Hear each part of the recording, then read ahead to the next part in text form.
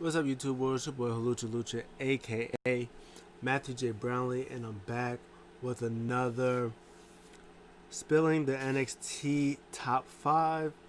You know what it is? Top five NXT, one or two or couple, whatever. It's not top five, and we just talk about it.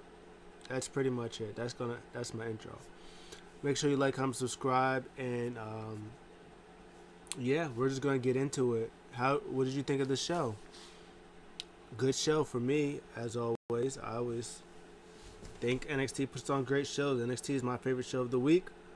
Maybe besides SmackDown. SmackDown's really been killing it lately, but NXT, SmackDown, AEW, that's my jam. Um, so yeah, I'm just gonna get into the top five. But first, of course, we gotta talk about what did not make the top five. And I think there were 6 matches, if I'm not mistaken. There was a lot of stuff that went on, but there was only 6 matches. So the one match that did not make the top five was Karrion Kross versus Abadied Adonis. I think that's what his name is. It was like Tahuti Miles, but now it's like Abadied Adonis. Um, it was only really because this match wasn't long. It was a squash match, and I mean, it was fine. Cross did a couple rolling Germans. He did a side suplex thing. It was fine, and then he did his. I guess his new finisher is hitting people in the back of the head as they're not looking for a finish. I don't know what to call it, but that's his finish. And then after he took him out, he took out his tag team partner. What was his name? I forget his tag team partner's name, but he took them out, so they're both out the Dusty Cup Classic. Now that now that Karrion Kross took him out.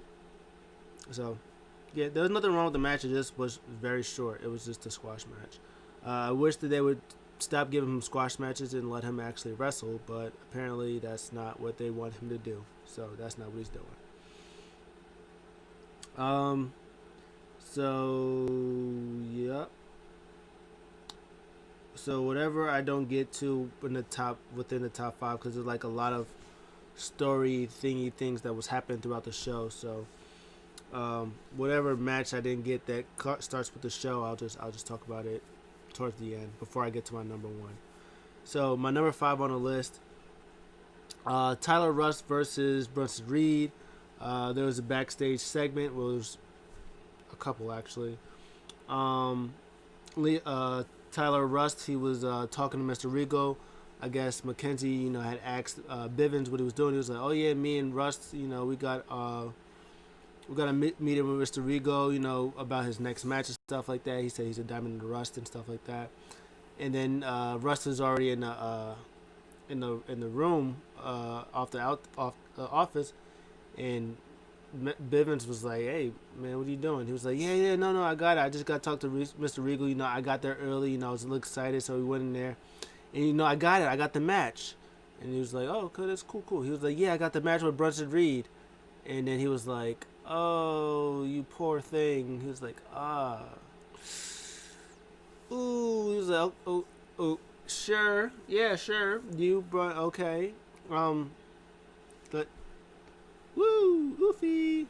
That's awkward. Okay, so they went in there, Diamond and Rust, prepare your win and stuff like that. So when the match came, Bronson Reed went to go out, and then Swerve Scott came up to him and was like, "Hey, don't ever get in my business again." And he said, "Good luck," backed away, and then walked out. They had the match. The match was good. I liked the match. It was good stuff for what they did. Tyler Rust got to show off a lot of offense against a guy like Bronson Reed, which Reed normally just goes through his opponents like that. So it was good that Tyler Rust actually got some good offense. He even got like a power bomb type move on Bronson Reed, like he was on the top turnbuckle, and Rust like got him up and like assisted power bombed him. That was cool. He worked on his arm a lot. And big boy Bronson Reed, he got his power moves and stuff like that. And he ended up winning with the Tsunami, which was great stuff. So that was good stuff. Brunson Reed after the match was like, oh, yeah, I like this guy. He's good. He's good people. And then Russ was with Bivens. He was like, hey, it's okay. We dust yourself up.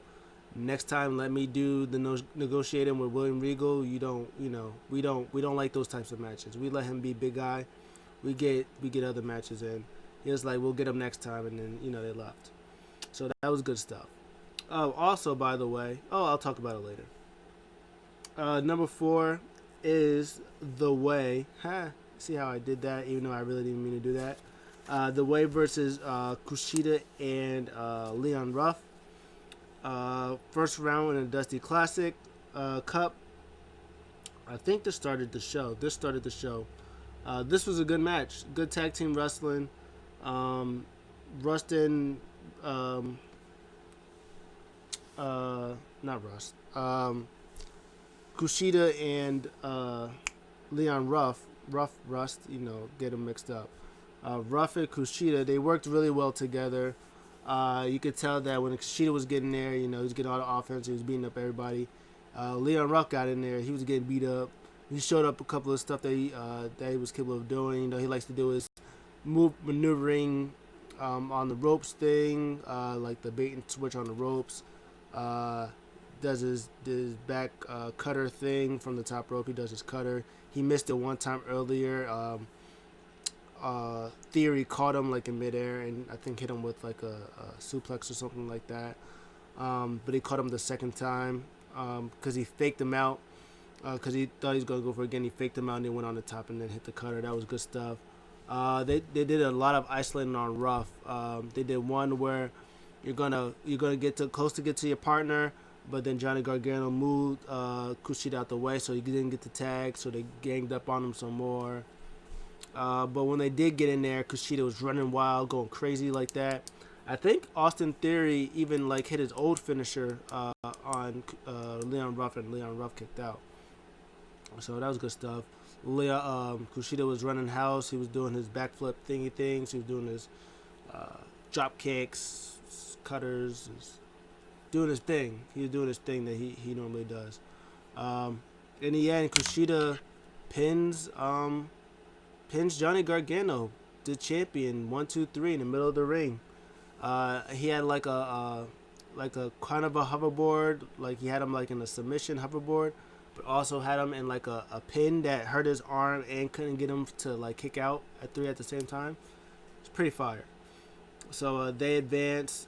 The Way does not advance. I assume that like next week they're going to cost Ruff and I had to make sure I didn't say Rust. Ruff and Kushida their win, so they don't win the match. So that's what I'm assuming is going to happen. Number 3 that I can actually finally talk about now. Mercedes Martinez and Toni Storm versus I call him double KC. Casey Catanzaro and Kaden Carter. Big surprise. Beth Phoenix is back. Yay. She's back on the NXT. Wade Barrett and my boy Vic Joseph had streamers. They had poppers. I think there was only 2 of them. They popped off. It was like, Wade's cheap. There's only 2 of them. That was hilarious. But it's actually, you can actually tell that they were actually really happy to see Beth there. But they had the backstage segment with Tony and Mercedes. They're both great. I love both of them. It was like, we don't need to be partners. We don't need to be, friends and stuff like that. It's like, we're 2 of the best, and it's going to be their nightmare. Even though they're best friends, it's going to be their nightmare and stuff like that. And Casey's, I think they cut a promo. Maybe. I don't remember. But they might have cut a promo, but I didn't hear it. But the match was good. They had all the women's Dusty people come out, the girls, and Beth was pretty much talking about there was like a lot of people like Babe. She named all the horsewomen: Asuka, Bianca Belair, Shayna Baszler. Those are the important ones. She might have mentioned Paige too. Say that these were women who paved the way for for the future. WrestleMania headlines, Takeover headlines, main event headlines. all that stuff. And now with the women's Dusty class, it's going to be like that again to make history. And they said they're going to start with the Casey's and Mercedes and Tony. And they had the match, and it was really good. Really, really good. They started off with, oh, my baby girl, Kaden Carter. Love her to death. She's so great. She is the best. And Toni Storm, love her too. It was in there, trading moves. Casey got in there. Mercedes got in there. Mercedes was stomping a mud hole, and Casey Canzaro. So this didn't get higher like number 2, like number 1 or 2 for actually 2 reasons. The first reason is, and also because they're still new and still learning and stuff like that. Casey wasn't really selling a lot. She would get down, she'd get beat up, she would sort of sell it, but she would make one of those faces like she would be like hurt, but she would get mad that she's getting beat up. But it's like, no, you're very small and they're very big. They beat you up, you sell, you getting big, and like she would like just keep getting up and just be like that, and she'd be like just mad. It's like, oofy, like sell getting beat up. But besides that, the match was great. Good stuff. And the second thing that I don't like, you guys know, I keep talking about it. I don't like interference. I don't like when you interfere. In this sense, it clearly made sense. I'll talk about that in a second. But yeah, the Casey's, man, I love them as a tag team. Mercedes and Toni Storm, they were good, individuals doing their tag teams. It's the same thing like Inner Circle when they had their matches. You could tell that the tag team of Pride and Powerful, LAX, you could tell that they were doing tag team moves while the other two, like Sammy and Jake Hager and Jericho and MJF, they were just meshing their moves together. That's the same thing that happened here. The Casey's, they were actually doing double team, tag team moves while Mercedes and Tony were just, doing their moves together to make it look cool and stuff like that. There was nothing wrong with that. There was no problem with that. I was just, it's just the thing that happened. But Mercedes Martinez was on the top rope. I think there was some distraction with the ref or something like that. Io Shirai comes out and she throws Mercedes on top of the announce table. Pretty much what happened when Mercedes beat up Io and she threw her through the announce table, which looked like it hurt a little bit. And Toni Storm's like, "Where's my partner? No!" And she gets turned around. Casey lands like a nice leg lock hooky thing on her, which was kind of dope. And then Casey went up for like a Spanish fly thing, and she hit some ridiculous Spanish fly floating bro reverse 720 thing in the air. That was kind of fire. When she perfects that, that's going to be great stuff. She pins Toni Storm for the win, 1, 2, 3, which was great stuff. Then after that, they celebrated. They said, "Hi, we told you." Nobody believed in us, but we believed in ourselves.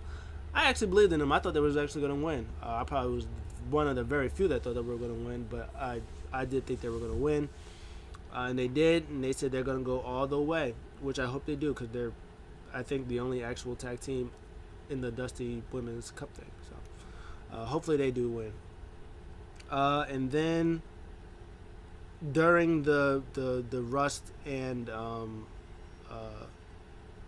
Brunson Reed match, they had a fight between Toni Storm and Io Shirai that was mad. Well, she was mad that she cost her and her tag team partner the win. So that was the thing. Anything else? Business. Okay. So number 2 on this show. I was thinking about putting this number 1 just because of the match itself, but stories and stuff like that just lean this to number 2 and not number 1. Lucha House Party versus Imperium. This was the best actual match on the show. It was better than what I'm going to talk about as number 1, but I'll say why that was number 1 in a second. But yeah, Lucha House Party versus Imperium. This was fire. There was one little tiny mishap. Little tiny mishap they did during the match. There was a spot where I can't remember. Uh, I think what there was a thing where Barthel, I think he had Grand Metal Leak. He tried to do, there was like trying to be some like type of reversal thing, but he kind of slipped. But he like recovered quickly. But then he did like they tried to do like this like barrel, like top rope barrel DDT thing, but that kind of like spike DDT thing, but that kind of didn't work either. It was like a double thing that kind of didn't work, but they kind of picked themselves up. And the commentary did say it was like, oh, it didn't look like he got all of that, and that's how he kicked out and stuff like that. There was just that one 10-second split thing that was a little slop. But besides that little 10-second part, this match was fantastic. This match was awesome. Start to finish. I love Lucha House Party. They're just out here killing it in 2021, which is great. They're very good. They've been good for a couple of years.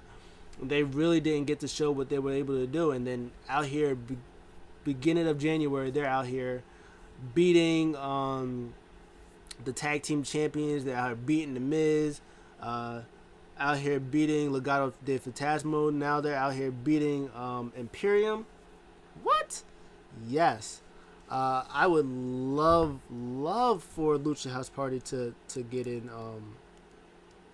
this NXT, like to stay in NXT, because I think they're gonna beat Legado de Fantasma. I think they're gonna beat them, and if they do, oh, we're getting MSK versus Lucha House Party. Yes, just take my money. Just take the money that I don't have because it's gonna be for free anyway. But MSK versus Lucha House Party is gonna be fire. Oh, and then we might get a eventual MSK versus Imperium. MSK versus Grizzled Vets and Undisputed Era. Lucha House Party versus Grizzled Vets. Lucha House Party versus Undisputed Era. Lucha House Party versus Breezango. Breezango versus MSK. Oh my god. It's just I need all of that in my veins. But this was great. Grand Metal Leak was flying all over the ropes. They did an assisted moonsault. Like he held him, he did like a moonsault. Lindsay Dorado like picked Phantasma. He picked up Metal Leak, he had him, and then he did like a splash on top of Lindsay's shoulders as he walked him towards, and he did a splash. That was great. Imperium was fantastic. They do the things where they hang you up on the ropes, and they do I think they call it the tandem offense. They call it tandem offense, but I guess that's what it's called. Maybe it's called meet in the middle. I don't know. But they call it tandem offense. So they hit that. Like I said, they did the one where they did the suplex. When he tosses them, you do the suplex.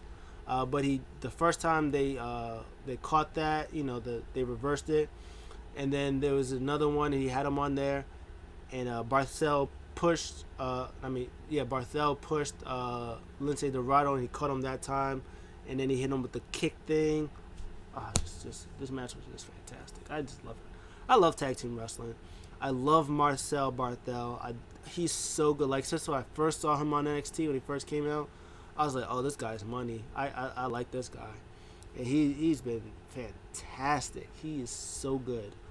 But in the end, I think Grand Metal League hit like some type of like splash thing on Fabian Eichner. And then I think Lindsay hit something on Barthel, like a DDT, like some type of crazy DDT on him. Went up for like a very beautiful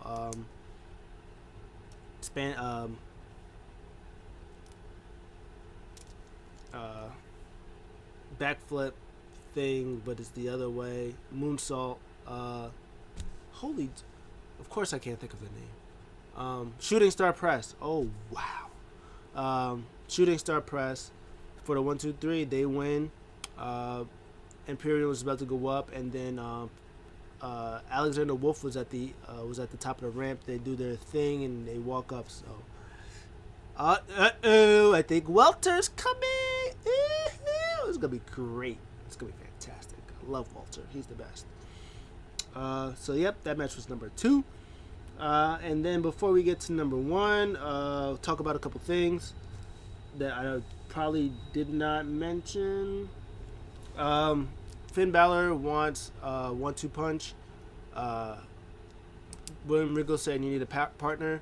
Finn Balor says I don't need a partner. He's like, well, you're gonna have to have one anyway. Keep your friends closer, your enemies closer. Finn thought about it. He went back there. McKenzie was like, hey, got a partner? He's like, yeah, I got somebody in mind. They kind of owe me a favor. Surprise, surprise, Undisputed Era. He goes in there. He wants to talk to Kyle O'Reilly.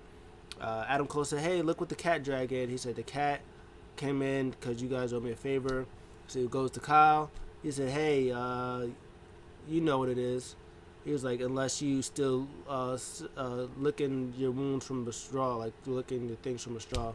And then Roddy was like, hey, don't you dare talk to my mans like that. And then Adam Cole was like, hey, relax, it's okay. He was like, hey, relax, I know what it is. Been there, too sweet. Holla at your boy. And then he asked, so are you in? Kyle O'Reilly said, yeah. And then Roddy and Adam Cole just did like a little tit for tat thing. Oh, I guess I could also talk about this. Phantasma came out. He ran down all the champions. He said one has a glass jaw. He said the other one needs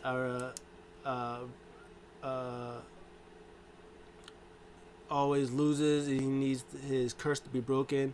I think he talked about what's his face. Karrion Kross for getting injured while he first held the title. He said he's the best. Lucha Libre, all that other stuff. Lucha House Party come down because they're going to have a match next week. They get beat down by, what's his face? By Legado. Then Kurt Stallion comes out. And then Vic Joseph was like, oh, look, there's NXT standout, or the 205 Live standout Kurt Stallion. And then Wade Barrett was like, yeah, but what is that got to do with anything? Why is he out here? And then they went backstage, and it was announced that, well, they said that Kurt Stallion was #1 contender for the title, and he said it was better time for him to come out. And then Legado came out. Escobar was like, oh, you know what? You came in here, got in my business. Now I'm going to teach you a lesson, rookie. I'm going to beat you next week for this title. So, yeah. So that was the reason why this was number 2, because it also had to do with Lucha House Party, and obviously it had to do with that technically not their fault, but I don't know. It's like weird. Like you was like Kurt Stallion was #1 contender since like last year, and it was referenced last year when he was. Now all of a sudden, like commentary's like, who is this guy? It was weird, but yeah. So they also announced besides that tag team or that cruiserweight championship match, they announced that Finn Balor and Kyle O'Reilly will face the tag team champions, 1-2 punch. MSK will face Killian Dane versus and Drake Maverick, who also had interviews talk about how good that they know that MSK are, but they think they're gonna just come through there and make the name for themselves at expensive price. Is not happening, pretty much. Grizzle Vest is gonna face Kushida and Leon Ruff, which is gonna be fire. Kurt Stallion versus Santos Escobar for the title. And then they announced, like during the main event, Raquel and Kai are going to be in Dusty Classic tag team action against Aaliyah and Jessie Kamea. So that's going to be good stuff.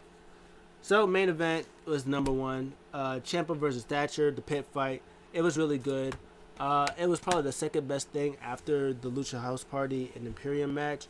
But the reason that's #1 was more of because of the story into it and what happened after it. So the match was good. They started fighting at the top for like the first 5-10 minutes or whatever like that, and then they come from commercial break and they're already they're in the ring. So whatever happened there, that happened. There was a creative spot where Ciampa like low blowed Timothy Thatcher as he had him on like the thing, and then I guess the ref was like went down like to check on him or whatever like that. And Thatcher like had it like was calling like that was like that, and Ciampa hit like a widow's bell on him on like using the ref as leverage. That was cool. For a close 10 count. He almost hit a fairy tale ending, but Ciampa blocked it. But Thatcher blocked it. They went back and forth. I think he tried for it again, and then he put him in a submission. And Thatcher had him up, picked him up, hung him on like the cage. Took his left arm or his left leg, had him in like a muffler type situation, and Ciampa tapped out clean as a whistle. That was good stuff. He let go pretty quickly. He wins. Your winner, Timothy Thatcher. That was good stuff. But the thing towards the end was they did like the .com exclusive, or whatever, and they put it in. I think they put it in on the show. He was getting ready to talk about his win, and Ciampa comes out. He was like, "Hey, you had me in that hold. You could have broke my arm, or whatever like that, but you didn't. Why?" And then he was just like, Thatcher just looked at him, was like, "Yo, hey, respect, yo, bro. I respect you. I always said that." And Ciampa was like, "Okay, cool." So Thatcher was about to leave, and Ciampa was like, "Hey, I kind of heard there was like a spot open in the Dusty Classic. You want in?" And then Thatcher looked at him, kind of mildly nodded, but didn't really do much. Walked away, and then it was announced on Twitter by William Regal that they are in the Dusty Classic, so they will face Tony Nese and Arya Daivari on 205 Live, as well as I think Candice LeRae and Indy Hartwell will face I think I'm gonna say Killer Kelly, but it's not. Priscilla Kelly and somebody else who's making their debuts in that thing. So both their matches are gonna be on there. So it was a good match from starting from the top and then going in the bottom. The Widow's Bell was very nice. The where he hooked his leg on that was good stuff. It was a decent match, and they clearly have been respecting each other since the whole thing. So I actually think that they were supposed to be in the Dusty Classic anyway, but since Balor got injured, because it was 2 weeks ago, so since Balor got injured, or not Balor, since Ciampa got injured. I don't know if he was actually injured or was just kayfabe injury or whatever like that, so they can make it seem like, since they already had announced it, to make it seem like that. I don't know, but yeah, it was a good show. It was good stuff. I liked it. Overall, I'd give the show a B plus. I thought the tag team Dusty Classic tag teams, I think they were all very good.